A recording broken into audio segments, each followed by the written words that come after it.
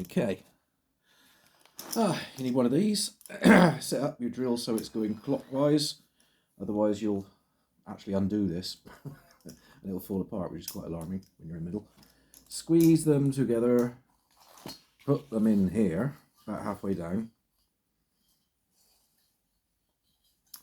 And what you're trying to get is a few seconds of brisk up and down motion, which is all anybody can manage at this stage.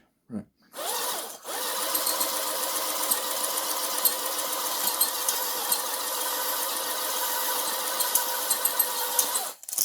I reckon that'll do it.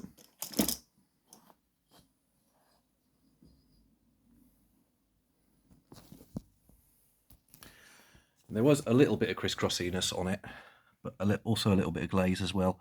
And there you go. That's what you're looking for. It's slightly crisscrossy. It's not.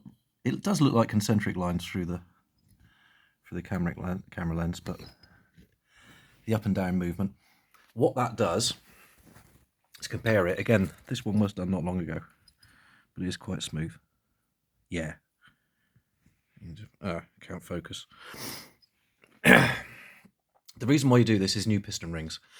I snapped my piston rings, getting the heads off, and they were only about 3,000 miles old, so there's still a bit of crisscrossiness. But new piston rings don't like smooth bores. They don't bed in properly, apparently. It just sounds like mumbo jumbo.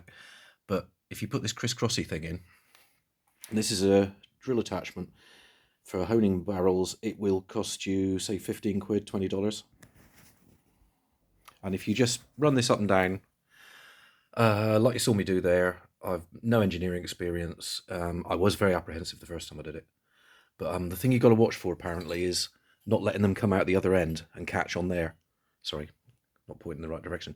Don't let them come out there and catch on the end, because you can snap that with these things, apparently. So, there you go. My drill's really knackered, so I'm going to stop now and get on with the other one before it runs out of juice. Cheery bye.